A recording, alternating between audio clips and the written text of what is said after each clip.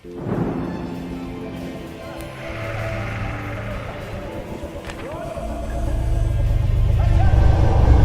నమస్కారం అండి. చాలా ఆనందం.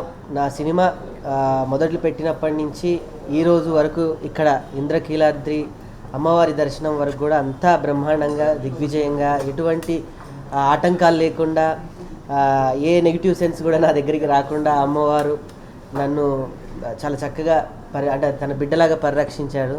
సో ఎందుకో మనసులో అనిపించింది. వెంటనే తను కూడా ఒక 11 రోజుల క్రిందటే భవానీమాల వేయటం జరిగింది. ఈరోజు ఇక్కడ అమ్మవారి ఆశీస్సులకి రేపు జరగబోయేటువంటి ఒక పెద్ద యుద్ధమే అని చెప్పాలి.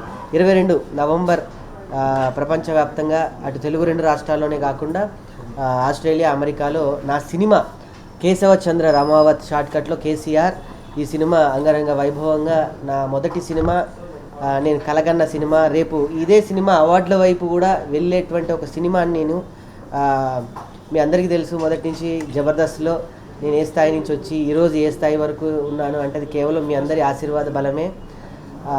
అటువంటి స్థాయి నుంచి వచ్చి నేను ఒక సినిమాని నా సొంతంగా నిర్మించి విడుదల చేయగలుగుతున్నాను అంటే అది కేవలం మీ అందరి ఆశీస్సులు, అమ్మవారి ఆశీస్సులే. అందుకే 22 మాకు ఇంకా ఆ అమ్మవారి నుంచి ధైర్యం, శక్తి, ఈ విజయవాడ ప్రజల యొక్క ఆశీస్సులు కావాలనే ఇక్కడ నుంచి యావత్తు ఆంధ్ర రాష్ట్రంలో ఉన్నటువంటి తెలుగు ప్రజలందరినీ మేము కృతజ్ఞతగా అడగడానికి, మీ ఆంధ్ర ప్రజలు మాత్రమే సినిమాని, ఎటువంటి సినిమానైనా కూడా సినిమాకి భాష, ప్రాంత, కుల, మత ప్రాతిపాదికలు లేకుండా ఆంధ్రలో ఉన్నటువంటి సినీ ప్రేక్షకులు ఒక్కలు ఆడిస్తే చాలు ప్రపంచంలో ఎక్కడైనా కూడా సినిమా ఆడుతున్నట్టు అద్భుతమైన సినిమా అడ్డా అంటారు విజయవాడని. అటు తూర్పుగోదావరి, పశ్చిమ గోదావరి నుంచి భీమవరం, అమలాపురం నుంచి మొదలు పెడితే ఇటు విజయవాడ, నెల్లూరు, తిరుపతి అక్కడ వరకు కూడా టోటల్ ఇది విజయవాడ సినిమా అడ్డా, విజయవాడ జంక్షన్. అలాంటి విజయవాడ జంక్షన్లో ఆ అమ్మవారి ఆశీస్సులు ఇప్పుడే ఎక్కి ఇంద్రకీలాద్రి అమ్మవారి దర్శనం చేసుకొని వెంటనే శివాలయానికి వెళ్ళి వారి మాల విసర్జన తర్వాత నేరుగా మీ అందరి పత్రికా విలేకరులని అందరినీ రిక్వెస్ట్ చేసి ఒక ప్రెస్ మీట్కి రావడం జరిగింది. ఈ రేపు రాబోయేటువంటి ఈ కేశవచంద్ర రామావత్ సినిమా నా లైఫ్లో, నా కెరియర్లోనే సినిమా తీయడం అంటే అంత ఈజీ కాదు.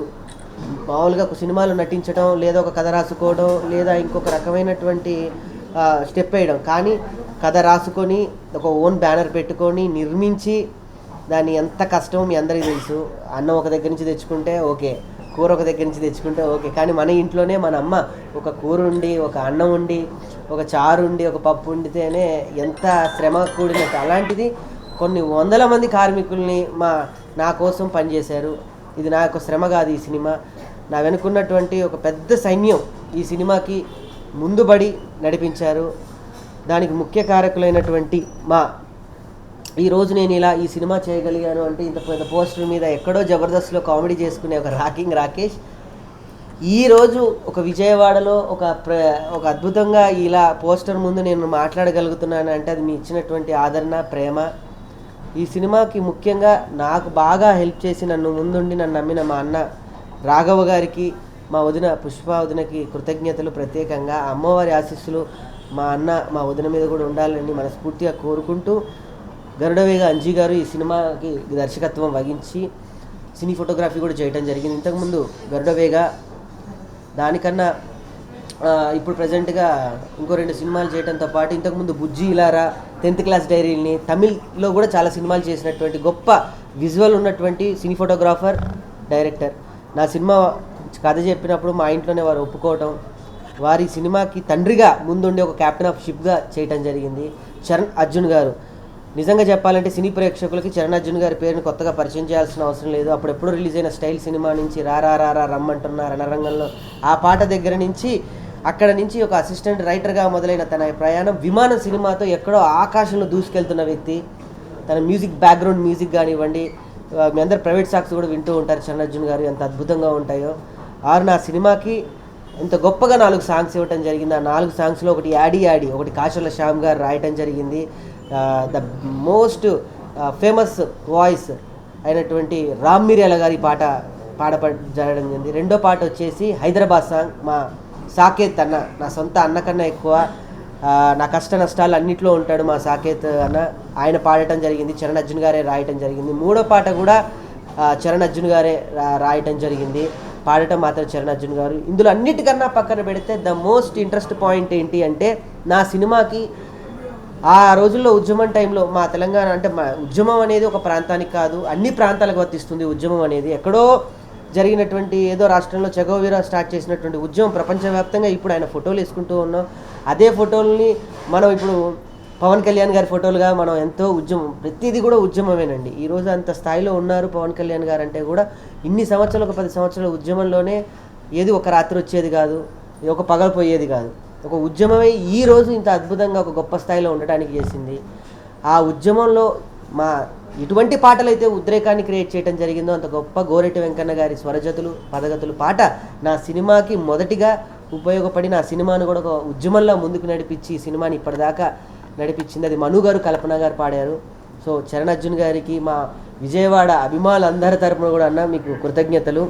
ఇకపోతే మెయిన్గా ఈ సినిమాకి మొదటి నుంచి నన్ను వెన్నంటి ప్రోత్సహిస్తున్నటువంటి నా కుటుంబ సభ్యులైన నా శ్రీమతి గారైనా, నాకన్నా పెద్ద ఆర్టిస్ట్ ఆవిడ జోర్దార్ సుజాత గారు, మీ అందరికీ తెలుసు సేవ్ ద టైగర్స్లో మంచి హిట్ ఉన్నటువంటి వ్యక్తి. తను కూడా నా సినిమాకి దగ్గరుండి, అంటే ఒక భార్యగా అయితే డబ్బులు కష్ట నష్టాలు ఇవే పంచుకుంటారు, కానీ తను పేపర్ దగ్గర నుంచి పెన్ను దగ్గర నుంచి నా చెమట చుక్క వరకు అన్నీ పంచుకున్నారు. సో వారు కూడా ఈరోజు ఇక్కడ ఉండడం జరిగింది. వారు కూడా మాట్లాడతారు. గొంతు మంచిగానే వస్తుందా? పర్వాలేదు. అందరికీ నమస్కారం. అంటే విజయవాడకు వచ్చిన ప్రతిసారి నాకు ఒక పాజిటివ్ వైబ్రేషన్ ఉంటుంది. ఏంటంటే ఫస్ట్ టైం విజయవాడకు వచ్చినప్పుడు నా కెరియర్ స్టార్టింగ్ టైంలో వచ్చినాను. కెరియర్ మంచిగా అవుతుంది, కెరియర్ మంచిగా రన్ అవుతున్న టైంలో మళ్ళీ వచ్చినాను. ఇంత అద్భుతాన్ని లగ్గం చేసుకున్నా. మళ్ళీ ఇప్పుడు సినిమా రిలీజ్కి ముందు వచ్చినాను. సినిమా కూడా మంచి సక్సెస్ అవుతుంది, మంచి విజయం సాధిస్తుంది అని చెప్పి మనస్ఫూర్తిగా అనుకుంటున్నాను. అమ్మవారి ఆశీస్సులు ఎప్పుడు మా మీద అట్లనే ఉంటాయి. అండ్ ఇక్కడున్న విజయవాడ పబ్లిక్ అందరి బ్లెస్సింగ్స్ కూడా మా మీద అట్లనే ఉంటాయని నేను అనుకుంటున్నా.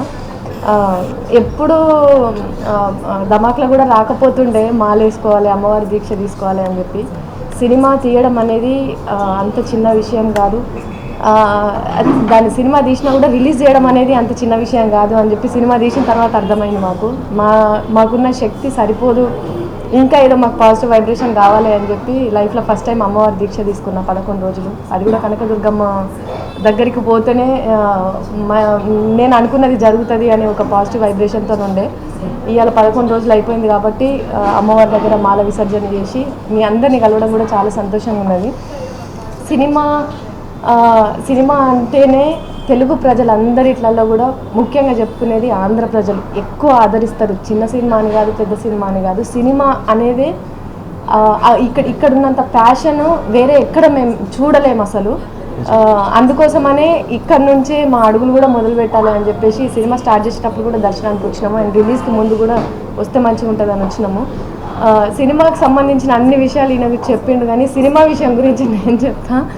ఎందుకంటే ఇది అందరు అనుకున్నట్టు ఒక పార్టీకి సంబంధించిన సినిమా కాదు, ఒక ప్రాంతానికి సంబంధించిన సినిమా కాదు, ఒక వర్గానికి సంబంధించిన సినిమా కాదు, ఇది మట్టికి సంబంధించిన సినిమా. ఎందుకంటే ఈ మధ్యకాలంలో చిన్న చిన్న సినిమాలను, మట్టి వాసన ఉన్న సినిమాలను తెలుగు ప్రజలందరూ కూడా ఎంత ఆదరిస్తున్నారో ఒక బలగం లాంటి సినిమానే నిదర్శనం. అట్లాంటి సినిమాలు చాలా అంటే చాలా వస్తున్నాయి ఈ మధ్యకాలంలో. మన సినిమా కూడా ఒక బంజారాకు సంబంధించిన సినిమా.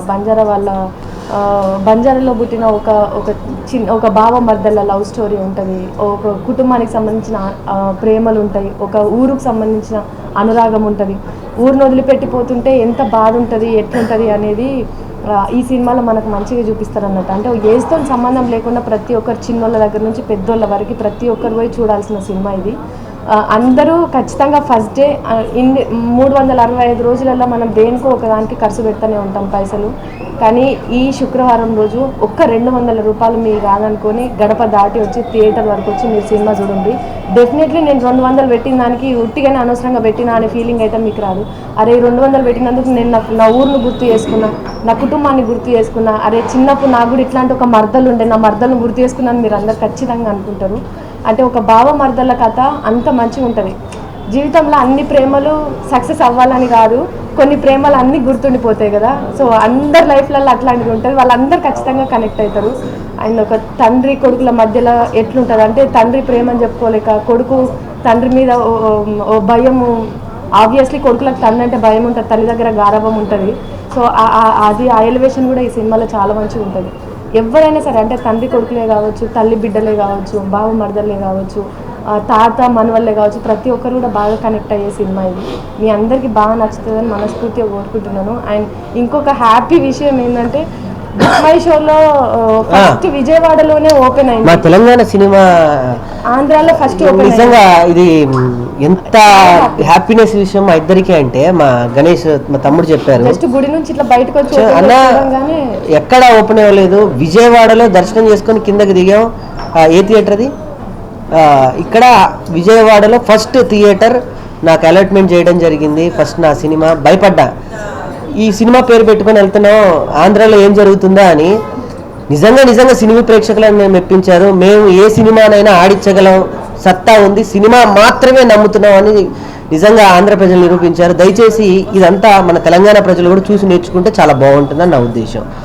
ఎందుకంటే నిజంగా చెప్తున్నా, బాధాకరమైన విషయం, ఇక్కడున్న ప్రోత్సాహం, ఇక్కడున్న ఆదరణ, ఇక్కడున్న అభిమానం, ఇక్కడ ఉన్నటువంటి ప్రేమ మాకు నిజంగా అక్కడ కరువు అయిందని నాకు చాలా బాధ. ఎందుకంటే మేమంత కష్టపడి నిర్మించిన సినిమా ఇక్కడికి వచ్చి ప్రచారం చేసుకోవాల్సినటువంటి దౌర్భాగ్య స్థితి మాకు కలిగించారు. అక్కడే మేము ప్రెస్ మీట్ పెట్టి చేసుకునే స్థితి మాకు ఆనందం కన్నా ఇక్కడ ఎందుకో ఇది నాకు ఎంత హ్యాపీ అనిపించింది అంటే గుడికెళ్ళి బయటికి రాగానే ఆ శుభవార్త వినేసరికి చాలా పాజిటివ్ అనిపించింది. నవరం థియేటర్. సో ప్రెస్ మీడియా ప్రేక్షకులందరూ కూడా దయచేసి రిక్వెస్ట్, ఈరోజు బుక్ చేసుకోండి మీ అందరూ కూడా. సో డెఫినెట్గా ఈ సినిమా ఒక మిమిక్రీ ఆర్టిస్ట్ స్థాయి నుంచి, ఇక్కడ నేను చంద్రబాబు గారు ముఖ్యమంత్రిగా ఉన్న తొలి రాష్ట్రంగా ఉన్నప్పుడు నేను కృష్ణా పుష్కరాలకి ఇక్కడే నేను మిమిక్రీ ప్రదర్శనలు 13 రోజులు ఇక్కడ ప్రదర్శించడం జరిగింది, ఇక్కడ ఘాట్ల దగ్గర. మళ్ళీ అంత అద్భుతమైనటువంటి పాజిటివ్నెస్ నాకు చాలా రోజుల తర్వాత మళ్ళీ ఈ రోజున క్రియేట్ అయింది. 22వ తారీఖు థియేటర్లో మీ కేశవ చంద్ర రమావత్, ఒక లంబాడి కుర్రోడి కథ, ఒక మట్టి కథ. ఇది మట్టి ఎక్కడైనా మట్టే ప్రపంచంలో, ఆ మట్టి తల్లి కథ ఇది. అంటే మేము కష్టపడ్డాం కాబట్టి మీరు ఖచ్చితంగా వచ్చి చూడుండ్రి అని మేము చెప్పట్లేదు. సినిమాలో కంటెంట్ ఉన్నది కాబట్టి వచ్చి చూడమని చెప్తున్నాము. ఎందుకంటే సినిమా అంటే ఆబ్వియస్లీ క్రూ అంతా కూడా కష్టపడతారు, ప్రొడ్యూసర్ అనేటోళ్ళు పైసలు పెడతారు, ఆ టెన్షన్ తీసుకుంటారు, అదంతా కూడా ఉంటుంది.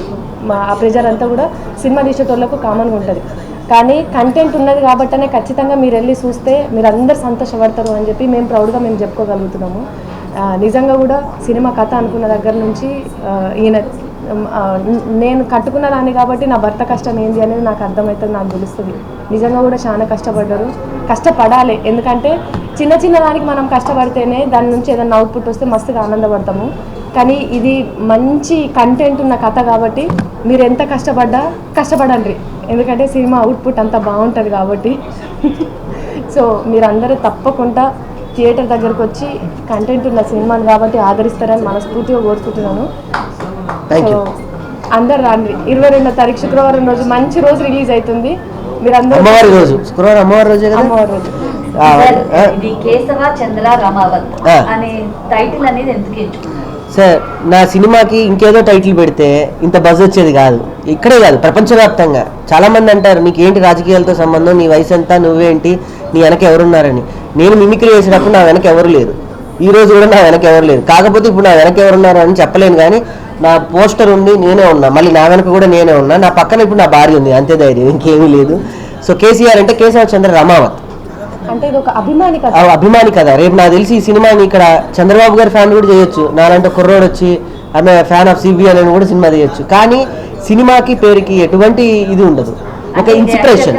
యాక్చువల్గా అక్కడ కేసీఆర్ అనగానే మనకి తెలంగాణ మాజీ ముఖ్యమంత్రి గుర్తొస్తారు. సో అలాంటప్పుడు ఆ టైటిల్ ఎంచుకోవడం వల్ల ఏమైనా కాంట్రవర్సీ ఉంటుంది? కాంట్రవర్సీ అయితే ఈ పాటికి చాలా కాంట్రవర్సీ అవ్వండి. రాకేష్ అనేవాడు అందరు ప్రేమించే వ్యక్తి. విజయవాడలో ఇన్ని కెమెరాలు వచ్చాయి నా కోసం అని అంటే నేను చాలా ఆనందపడుతున్నా. ఒక చిన్న స్థాయి నుంచి ఈరోజు ఈ స్థాయి వరకు వచ్చాయి, ఏ కాంట్రవర్సీ లేకుండా. నా మిమిక్రీ అనే ఒక ఆయుధంతో నేను ఒక వెంట్రులాకిస్ట్గా నా యొక్క ప్రయాణం మీ అందరికీ తెలుసు. ఎవరన్నా కాంట్రవర్సీ చేద్దాం అనుకుని నా దగ్గరకు వచ్చినా కూడా నా చిరునవ్వు చాలు, నాకు ఇచ్చిన శివయ్య ఆశీస్సులు చాలు, నా భార్య చాలు, పక్కన వాళ్ళ ఆశీర్వాదమే ఇచ్చి వెళ్తారు. నాకు కాంట్రవర్సీ చేసే అంత లేదు. అందరూ మెచ్చుకునే సినిమా. ఇందాక సుజాత గారు అన్నట్టు ఒక కుల మత ఒక వర్గానికి సంబంధించింది కాదు, అందరూ సినిమా. ఈ స్టోరీ అంటే మీకు ఈ స్టోరీ చేయాలని, ఈ కథ చేయాలని మీకు ఎందుకంటే ఏమంటే నాకు సినిమా చేయాలి అంటే ఏదో ఒకటి చేసుకోవచ్చు, ఏదో ఒకటి రాసుకోవచ్చు, కానీ ఒక అవార్డు తీసుకొచ్చే సినిమా చేయాలి ఎప్పటికైనా. నా సినిమా డెఫినెట్గా అవార్డు వస్తుంది. ఆ అమ్మవారి ఆశీస్సులతో ఫస్ట్ ప్రెస్ మీట్ కూడా ఇక్కడే పెడతాను విజయవాడలో. స్వయంగా ఈ సినిమాకి మీరు వర్క్ చేస్తారు, స్వయంగా వెళ్ళి గోడలకి అర్ధరాత్రి హైదరాబాద్ లో అవును, ఇంకా అది వీడియో రిలీజ్ చేయలేదు ఇంకా. ఓకే, వచ్చిందా? ఈరోజు రిలీజ్ చేస్తాను అది. అది స్వయంగా మీరే ఎవరిని పిలవకుండా మీరే మీ సినిమాకి ప్రమోషన్స్ అని అనుకోవచ్చా, లేదంటే ప్రమోషన్ అని కాదమ్మా, నా సినిమా పోస్ట్ కథ. ఇప్పుడు ఎవరికైనా, ఇప్పుడు నువ్వు ఉన్నావు తల్లి, నువ్వు పెద్ద జర్నలిస్ట్ అయిన తర్వాత టీవీలో వస్తుంటే మీ అమ్మగారు ఎంత ఆనందపడతారు. మనకి మన పబ్లిసిటీ తప్ప ఎవరు చెయ్యరు. ఇంకొకరు చేయాలి అంటే మనం ఇంకా ఉచ్చ స్థితిలో ఉండాలి. మన కోసం ఒక 10 మంది కింద పనిచేస్తున్నారు అంటే అది చాలా ఒక వర్గం ఉండాలి, ఒక కుటుంబ అండ ఉండాలి, లేదా నా ఎవరైనా ఇంచే డబ్బు ఉండాలి. నాకు ఆ డబ్బు లేదు, నా వెనక ఎవరు లేరు, నా వెనక ఉంది నేను ఒక్కనే. కాబట్టి నా పోస్టర్ నేను వెళ్ళి అంటించుకున్నా. చాలా ఆనందం. నేను మీ అందరి గుండెల్లో ఉన్నాను, ఇప్పుడు గోడ మీదకి ఎక్కాను. ఇప్పుడు నన్ను చూస్తున్నారు. ఒక పోస్టర్ మీద మనం కనిపించామని అంటే అంతకు పెద్ద జీవితంలో ఇంకేముంటుంది. దానికోసమే కదా కళాకారుడు ఇంతగా. నాకన్నా ఇంకెంతమంది ఉన్నారు నా స్నేహితులు. ఇప్పుడున్న ట్రెండ్ లో మూవీస్ చాలా వరకు ఓటీటీలో రిలీజ్. అవునండి. సో థియేటర్లో రిలీజ్ అవ్వడం, థియేటర్లో వెళ్ళి మీ మూవీ చూసుకోవడం మీకు ఎలా? అది ఇంకా ప్రివిలేజ్ అండి. మీరే అన్నారు ఈ రోజుల్లో నా సినిమా రిలీజ్ చేయడమే చాలా గొప్పది. ఇది ఒకటి ఒక చిన్నది మీరందరూ ముందేసుకోవాల్సిందిగా కోరుతున్నా. నా సినిమాని ఈరోజు ప్రపంచవ్యాప్తంగా రిలీజ్ చేస్తున్నారంటే ఒకే ఒక వ్యక్తి కారణం. అది నా అనుకునే నాకు దేవుడిచ్చినటువంటి గొప్ప వ్యక్తి దీపా ఆర్ట్స్ శ్రీనివాస్ గౌడ్ గారు ఈ సినిమాని ఇక్కడ తెలుగు 2 రాష్ట్రాలతో పాటు మిగతా ఒరిస్సా, కర్ణాటక, హుబ్లీ అటువంటి ప్రాంతాల్లో కూడా వాళ్ళు డిస్ట్రిబ్యూట్ చేస్తున్నారు. చాలా ఆనందం. ఒక సినిమా థియేటర్కి వెళ్తుంది అని అంటే దాని వెనక ఎంత కష్టం ఉంటుంది, ఎంత ప్రెజర్ ఉంటుందో మీకు తెలుసు.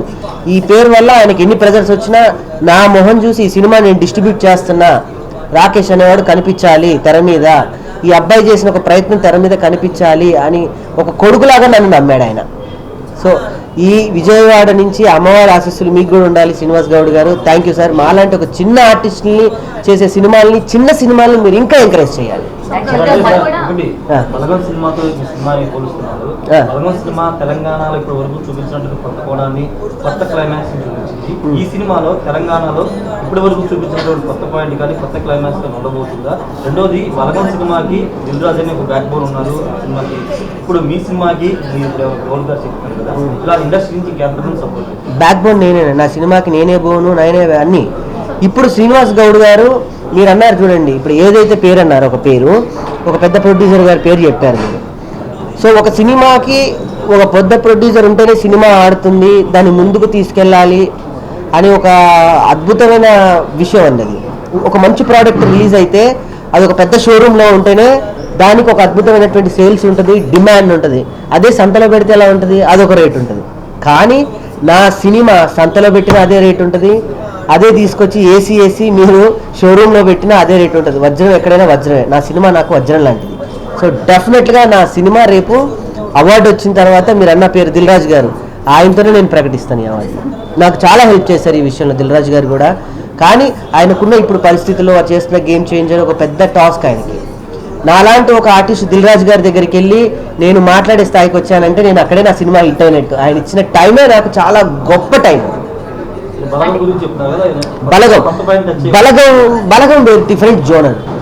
అంటే ఇది అది కూడా మనకి శాస్త్రీయ పరంగా ఊళ్ళల్లో ఎట్లా జరుగుతుంది అనే కల్ట్ మీద తీసుకున్నారు కదా. ఈ కథ కూడా తెలంగాణలో ఒక ప్లేస్లో జరిగిన నిజమైన స్టోరీ ఇది. అంటే ఒక ప్రాంతంలో ఇది జరిగిన దాని ఆధారంగానే ఈ కథను తీసుకోవడం జరిగింది. చేశాక కొంచెం ఐడియా వచ్చింది, లేదంటే మేము నిజంగా జీవితాధార చిత్రం అని వేసేవాళ్ళం. నిజంగా మీరు బలగం సినిమా మీకు ఎంత ఎమోషన్ అనిపించిందో, ఎంత హార్ట్ఫుల్ అనిపించిందో, ఆ పెయిన్కి ఒక్కదానికి మాత్రమే ఒక భాష, ఒక వ్యక్తి, ఒక కులం ఉండదండి. పెయిన్కి బాధ ఎవరిదైనా ప్రపంచంలో బాధే.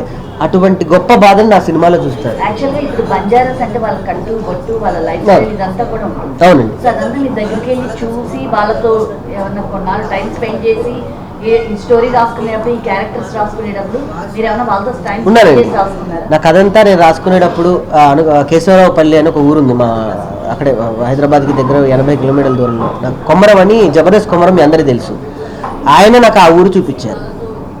నేను శివమాల వేసినప్పుడల్లా కొమరం గారి ఇంటికి వెళ్తే నాకు చక్కగా భోజనం పెట్టి ఆ పొలాలలో చెట్టు కింద కూర్చోబెట్టి నాకు అన్ని ప్రివిలేజ్ చేస్తూ ఉంటాడు. అలా పల్లెటూరు వాతావరణం పశ్చిమ గోదావరిలో ఉంటుంది.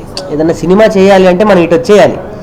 కానీ అక్కడ ఆ ప్రాంతం వాళ్ళకి అనిపించింది, నాకు ఆ లంబాడి కల్ట్ అలా అనిపించింది.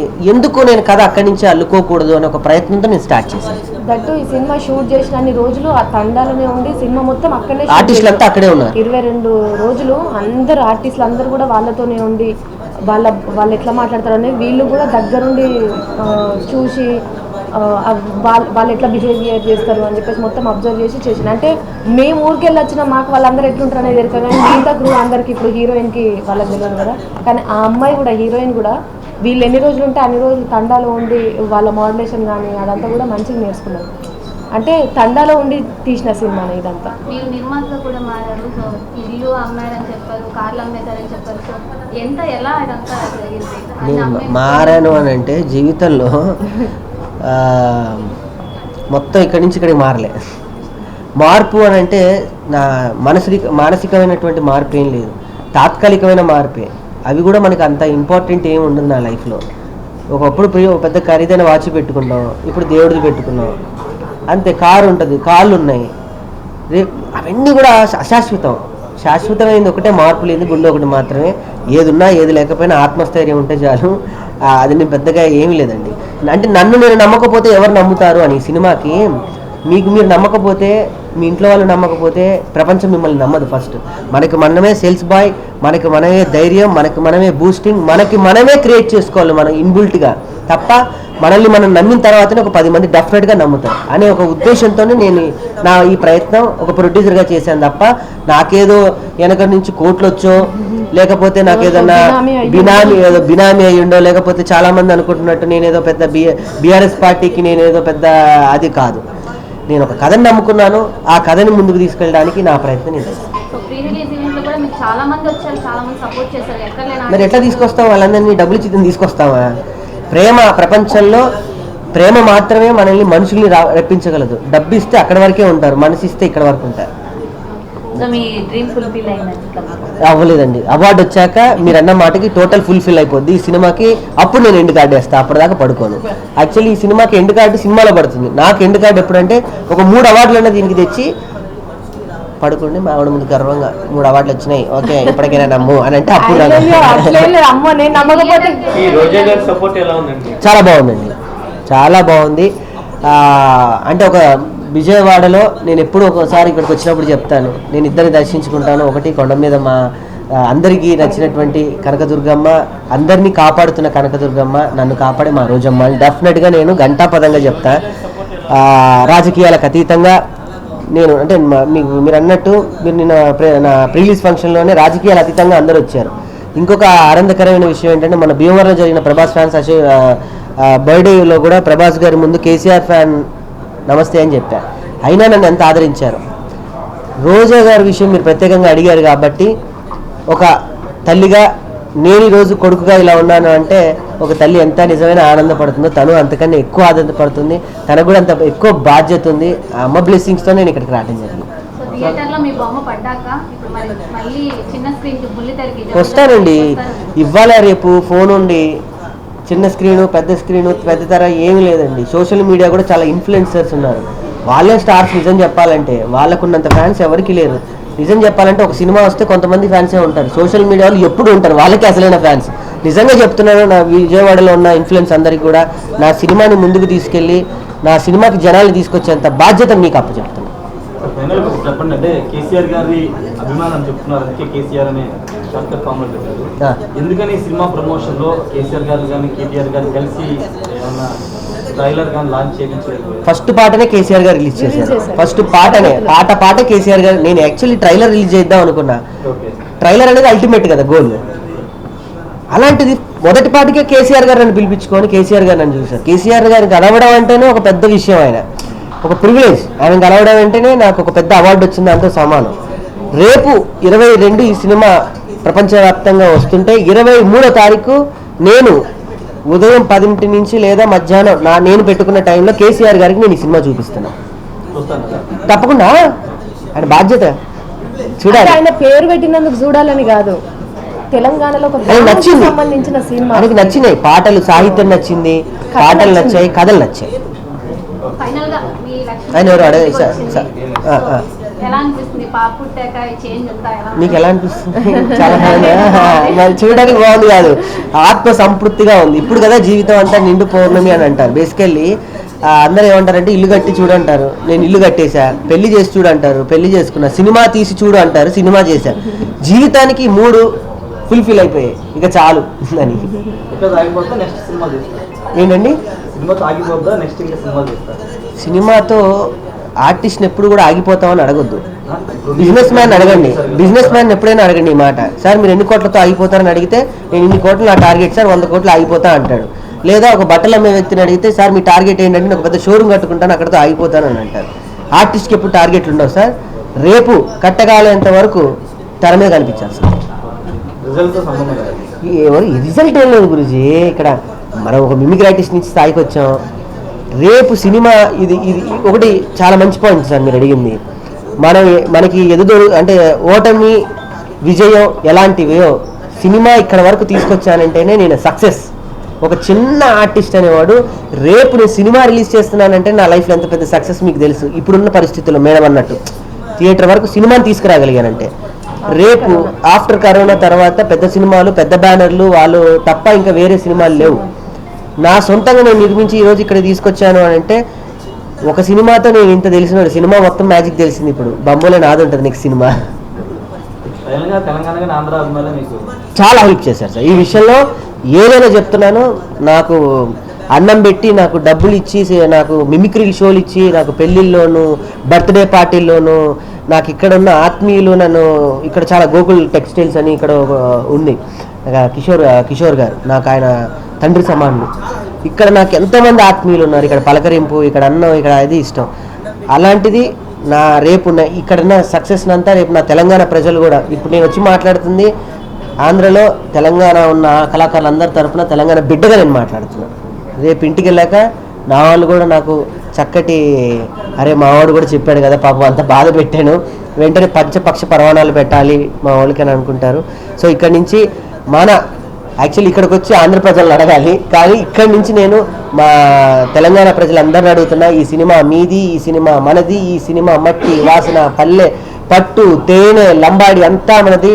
సో వీళ్ళందరూ ఆల్రెడీ ఆశీర్వదించారు. ఇంకా మీరు దయచేసి ఇంట్లో నుంచి బయటకు వచ్చి టికెట్ తెగితే తప్ప నా జీవితంలో ఒక ఎండ్ కార్డు రాదు. మళ్ళీ ఎండింగ్లో చెప్తున్నాను, ఏమనుకోవద్దు. 365 రోజులల్లో ఒక్కరోజు మనం దేనికో ఒకదానికి ఖర్చు పెడతానే ఉంటాం. 200 బిర్యానీ కాస్ట్ అది. సో ఒక్కరోజు బిర్యానీ 200 లేదమ్మా, 200 అండి, ఇక 400. సారీ నేను అక్కడే ఆగిపోయినా. పాపం 200 ఉన్నప్పుడు తిన్నది బిడ్డ, అందుకే అలా ఉంది. ఓకే తెలియదండి పాపం. 200 రూపాయలు ఇంటి గడప దాటి 200 రూపాయలు మీ బిడ్డకి ఇచ్చాను అనుకోండి, ఆ రోజు ఒక పాకెట్ మనీ ఇచ్చాను అనుకోండి, లేకపోతే ఎవరికన్నా ఇంకా చెప్పాలంటే లేదంటే నాకు మీ ఇంటికి వచ్చిన ఆడబిడ్డను అనుకోని నాకు 200 రూపాయలు పెట్టి గాజులు పెట్టినా అనుకోండి, ఆ 200తో మీరు కనుక టికెట్ తీసుకొని సినిమా చూస్తే థ్యాంక్ యూ సో మచ్. మీ ఇంటి ఆడబిడ్డను కాబట్టి అడుగుతున్నాను, డెఫినెట్లీ వచ్చి సినిమా చూసి అందరు ఆదరించండి. Thank you so much.